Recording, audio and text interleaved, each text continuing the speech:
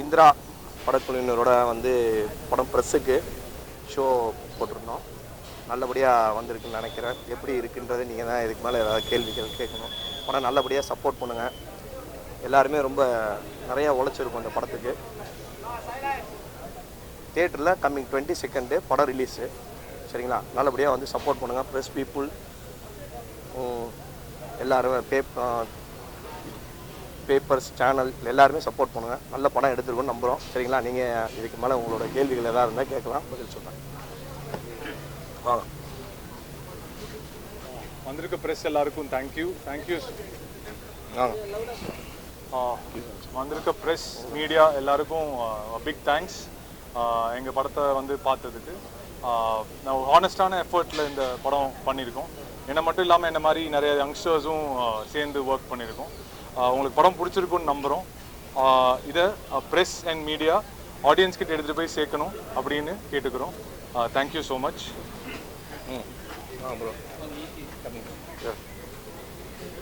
Press and media first time ஒரு show வெளியில் போடுறோம். இது வரைக்கும் நாங்கள் ஃபேமிலி ஃப்ரெண்ட்ஸ்குள்ளே இந்த படம் பார்த்தது. அண்ட் என்னை பொறுத்த வரைக்கும் ப்ரெஸ் அண்ட் மீடியா எங்களுக்கும் சரி, எங்கள் க்ரூ மெம்பர்ஸ் இந்திராவோட க்ரூ மெம்பர்ஸுக்கும் சரி ஃபஸ்ட் ஆடியன்ஸுன்னு சொல்லுவாங்கள்ல, ஃபஸ்ட் ஆடியன்ஸாக நீங்கள் இன்றைக்கி இந்திராவை பார்த்துருக்கீங்க. நிறைய படங்கள் உங்களோட சப்போர்ட் இல்லாமல் பெரிய லெவலில் சக்ஸஸ் ஆகிருக்க முடியாது. அண்ட் இந்திரா ஒரு படம், ஒரு ஹானஸ்டான அட்டெம்ப்ட். சப்ரிஷ் ஒரு தமிழ் சினிமாவுக்கு ஒரு முக்கியமான டைரக்டராக வருவார் நான் நம்பி தான் அந்த கதையை பண்ணேன். அண்ட் இந்த படம் நீங்கள் இன்றைக்கி பார்க்கும்போது உங்களுக்கும் தோணியிருக்கும்னு நான் நம்புகிறேன். அண்ட் ஒரு தடவை ஒரு படம் வரும்போது நிறைய சேலஞ்சஸ் இருக்குது, ஆப்ஸ்டக்கிள்ஸ் இருக்குது இண்டஸ்ட்ரியில். எஸ்பெஷலி ஒரு படத்தை பொசிஷன் பண்ணுறது மட்டும் இல்லை, ஒரு படம் ரிலீஸ் ஆகும்போது அது தேட்டர் கிடைக்கிறதுலேருந்து, அந்த ஸ்க்ரீனிங் கிடைக்கிறதுலேருந்து, அந்த ஷோ கூட்டுறதுலேருந்து உங்கள் கையில் தான் இருக்குது. நான் ஏன் சொல்கிறேன்னா, இந்த நீங்கள் எழுதுகிற ஒரு வரி, ஒரு வார்த்தை என் இதயத்தில் போய் அது உட்காருதுன்னா அது இட் மீன்ஸ் அ லாட். நீங்கள் ஃபர்ஸ்ட் படம் தரமணியிலேருந்து ராக்கி, அஸ்வின்ஸ், தொடர்ந்து ஜெயிலர் வரைக்கும் உங்கள் சப்போர்ட் எப்போவுமே இருந்தது. அதனால தான் என்னால் ஒரு ஏழாவது படம் இந்திரா, ஏழாவது படம் வரைக்கும் என்னால் வர முடிஞ்சதுன்னா அதுக்கு ப்ரெஸ் அண்ட் மீடியா என்னோட ஃபர்ஸ்ட் ஆடியன்ஸ், என்னோட ஃபர்ஸ்ட் லவ் அது நீங்கள் தான். இன்னைக்கு இந்த படம் 22 தியேட்டரில் வருது அப்படின்னா, நாளைக்கு அந்த ஷோஸ் தியேட்டர் கவுண்ட்ஸ் இன்க்ரீஸ் ஆகுது அப்படின்னா, இன்னைக்கு இந்த ஷோ கிரியேட் பண்ணுற நாய்ஸ் இருக்குல்ல, இந்த நாய்ஸ் ரொம்ப ரொம்ப முக்கியம். ஏன்னா அந்த படத்தை யாருக்குமே ஸ்க்ரீன் பண்ணல. குறிப்பாக என்ன படம் ப்ரெஸ்ஸுக்கு முன்னாடி சில செலிபிரிட்டிஸ் ஸ்க்ரீன் பண்ணி ட்விட்டரில் ட்வீட் பண்ண சொல்லுவாங்க, இல்லை இந்த படம் பயங்கரமாக வந்திருக்குன்னு சொல்லுவாங்க. அது எதுவும் பண்ண வேணாம் அப்படின்னு நினச்சேன். அதான் ப்ரொடியூசர்கிட்டே சொன்னேன், நம்ம எதுவும் பண்ண வேணாம், ஃபர்ஸ்ட் ப்ரெஸ்ஸுக்கு காமிக்கலாம், அவங்க அந்த படத்தை பேசுவோம், அதுக்கப்புறம் எந்த செலிபிரிட்டி யார்கிட்ட வேணா காமிக்கலாம் அப்படின்னு நான் ஃபீல் பண்ணேன். நான் ப்ரொடியூசர்கிட்ட சொன்னேன்.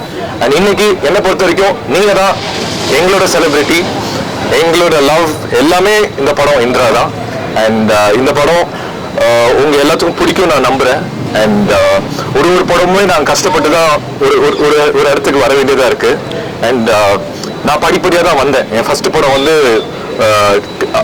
தரமணி நடந்ததுக்கப்புறம் நான் டக்குன்னு ஒரு பெரிய 10 படி ஏறி டக்குன்னு ஒரு பெரிய ஸ்டார்டம்குள்ள நான் போகல. ஸோ ஏன்னா நான் ஒரு கண்டென்ட் ட்ரிவன் ஃபிலிம்ஸாக தான் பண்ணிட்டு இருக்கேன். ஒரு படமா இன்னைக்கு கூட நிறைய ப்ரெஸ் மீடியா கேட்டாங்க, சார் எப்படி சார் இந்த மாதிரி கேரக்டர் அமைது, எப்படி சார் இந்த மாதிரி படங்களும் நீங்க சூஸ் பண்றீங்க அப்படின்னு. நான் அது எதுவுமே பிளான் பண்ணது கிடையாது.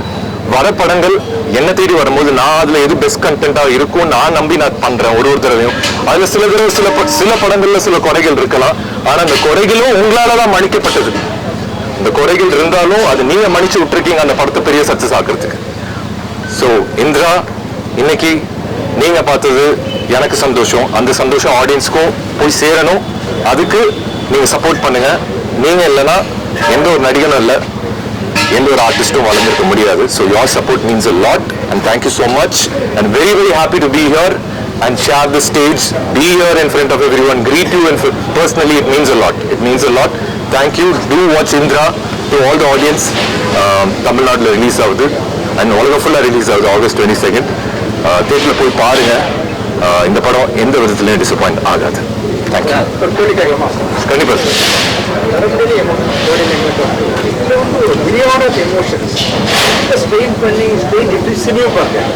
அந்த அளவுக்கு ஸ்ட்ரெயின் பண்ணியிருக்கீங்க. அதுவும் பார்வையில்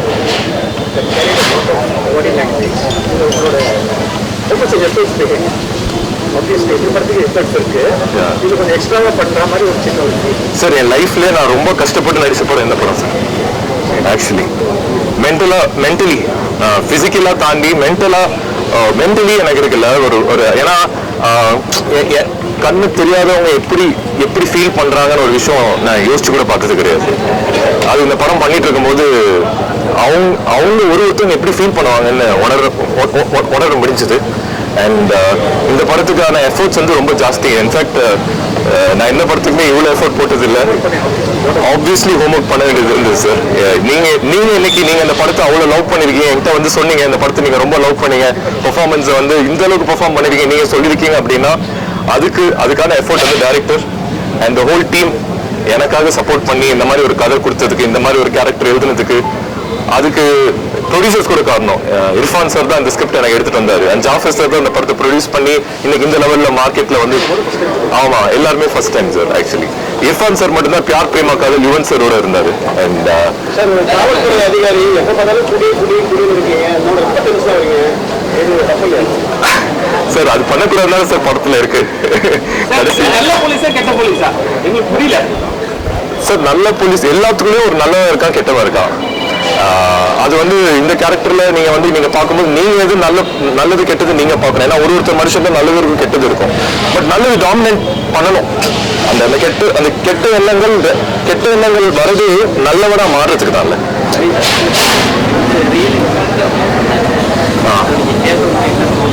அதே மாதிரி நீங்க அந்த ரியலா இருக்கிற ஒரு மாதிரி அவருடைய இதெல்லாம் கேட்டீங்களா, உண்மையாலுமே கண்டுபிடிச்சாங்களா அப்படின்னு கேட்டீங்களா? ஏன்னா இது அப்படியே சார் இதுல நிறைய சர்ப்ரைஸ் இருக்கு. ஒரே நிமிஷம் நான் பெஸ்ட்டா சொல்லிடுறேன்.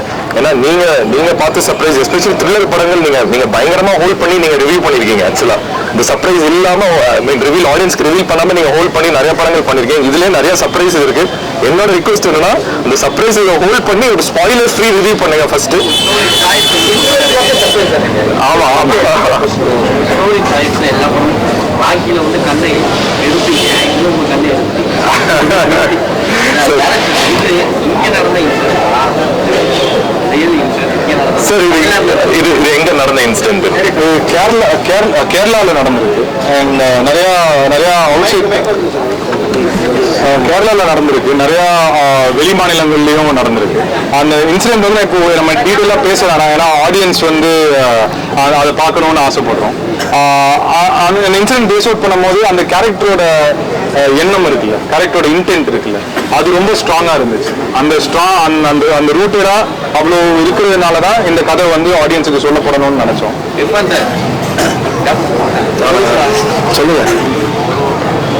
அதாவது காவல்துறை வந்து காமிச்சிருக்காங்க. சரி, எல்லாம் இன்டர்நெட் இப்போ கூட சமீபத்தில் நடந்து கேள்விப்பட்டிருக்கேன். அஜித்குமார் உயர் அதிகாரிகள் எல்லாருமே செய்யறதுக்கு நேரடியாக காமிச்சிருக்கீங்க. உயர் பதவியில் இருக்கவங்க செய்ய முடியுதா? இதெல்லாம் செய்யறாங்கன்னு நினைக்கிறீங்க? இந்த கேள்வி நான் இங்கே பதில் சொல்லணுமா?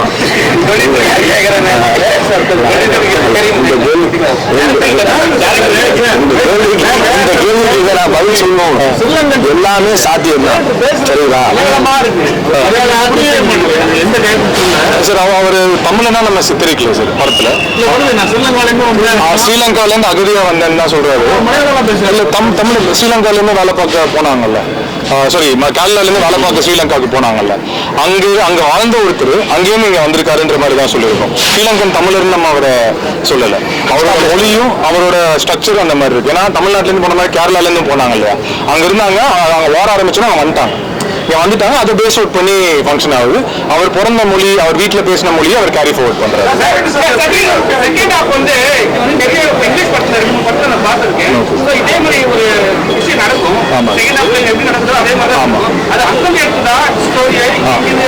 இல்லை சார், இது ஒரிஜினலாக வந்து நடந்த ஒரு இன்சிடென்ட் சார். ஒரு எல்லா கதைக்கும் பெர்ஸ்பெக்டிவ்ஸ் இருக்குல்ல சார், 2 கண்ணோட்டம் இருக்கு. நாங்கள் மொத பாதியை ஒரு கண்ணோட்டமாகவும் இரண்டாவது பாதி இன்னொரு கண்ணோட்டமாகவும் சொல்லணும்னு தான் ட்ரை பண்ணோம். இப்போ என்ன சொல்றது, இப்போ இந்திரான்றது வந்து லார்ட் ஆஃப் லைட், வெளிச்சத்துக்கும் இருட்டுக்குமான போர். வெளிச்சத்தோட கதையை முதல்ல சொல்லியிருக்கோம், இருட்டுக்கான கதையை இது சொல்லியிருக்கோம். ஸோ இது பெர்ஸ்பெக்டிவா மட்டும்தான் வந்து கன்சீவ் பண்ணோம்னு இன்டென்ட் பண்ணோம். எங்கேயும் இன்ஸ்பயர் ஆகல.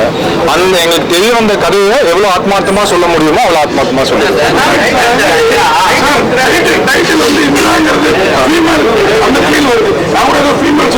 இல்ல சார், இந்திர பகவான் சார். படத்துல அவர் பேர் இந்திரகுமார் சார். தெலுங்குலயும் அதே டைட்டில். ஆமா சார், அதுவும் தெலுங்குல நமக்கு இந்திரான்ற அதே தெலுங்குல இதே டைட்டில் தான் சார்.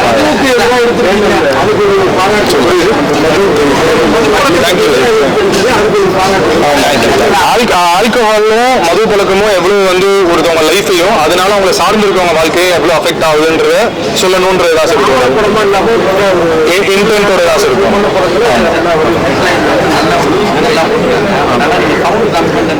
இல்ல சார், அது டெக்னிக்கல் இல்ல சார், தியேட்டர்ல டெக்னிக்கல் அதை நம்ம தியேட்டர்ல டெக்னிக்கல் சரி பண்ணிக்கலாம். சரி பண்ணிக்கலாம்.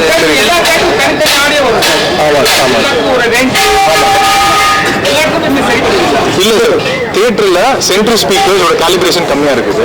சரௌண்ட்ல வந்து மியூசிக் ஜாஸ்தியா ஆயிடுச்சு. ஸோ இங்க நடந்த ஒரு டெக்னிக்கல் இஷ்யூ. ஆனா நீங்க உங்க சஜஷன்ஸை நான் மனப்பூர்வமா ஏத்துக்கிட்டு அதை கரெக்ட் பண்ணி தியேட்டர்ல வரமோ கரெக்டா ப்ரொஜெக்ட் பண்ணுவேன்.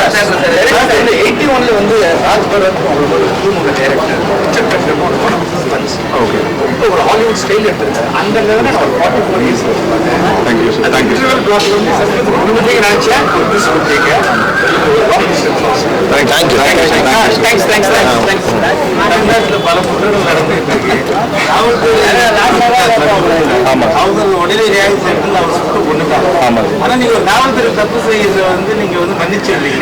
மன்னிக்கல சார், மன்னிக்கல சார். நீங்க கிளைமேக்ஸ்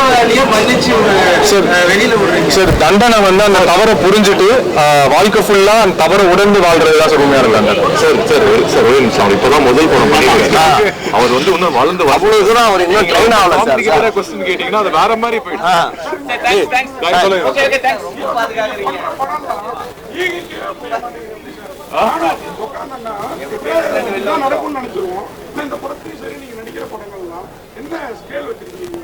அவருக்கு அப்படி அமையுது சார், இறைவன் அருளால.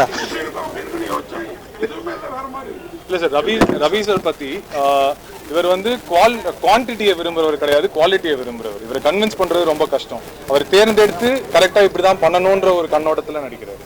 அதுதான். ஆமா சார், ஆமா சார், ஆமா. ட்ரைனிங் போனார் சார். மேக்ஸிமம் 20-30 days அவரை வந்து எஃபோர்ட் போட்டு ஒர்க் பண்ணார் சார். ரெஜினா ஒரு ஆக்டிங் கோச் சார், ஃபுல்லா ட்ரெயின் பண்ணி தான்.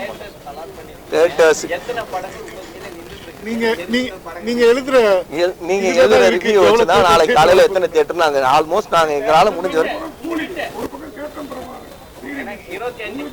சரி, உங்களுக்கு தெரிஞ்சு ஒரு 150 தியேட்டர்ஸ் பிளான் பண்றோம் சரிங்களா. அதுக்கப்புறம் ஆட்டோமேட்டிக்கா அது இன்க்ரீஸ் ஆகணும். ஒரு கான்ஃபிடன்ஸ் ஓகே, நீங்க கொடுக்குற சப்போர்ட்ல இருக்கு, நல்லபடியா சப்போர்ட் பண்ணுங்க. தெரியும் உங்களுக்கு ஓகேங்களா. செகண்ட் பார்ட்டுக்கான ஐடியாஸ் இருக்கு சார். செகண்ட் பார்ட்டுக்கான ஐடியாஸ் இருக்கு. நீங்க ஆடியன்ஸ் கிட்ட போய் கொண்டு போய் சேர்க்கறதுலயும் ஆடியன்ஸ் இதை ரிசீவ் பண்றதுலயும் எங்களை மாதிரி யங்ஸ்டர்ஸ்க்கு இன்னொரு சான்ஸ் ஓப்பனிங் கிடைக்கிறதுக்கு மூலமாவும் இதோட செகண்ட் பார்ட் டெஃபினட்டா பண்ணணுன்ற ஐடியா இருக்கு. இல்ல பாப்போம் சார், எல்லா கேள்வியும் இங்கே தான் பாப்போம். Thank you sir, thank you.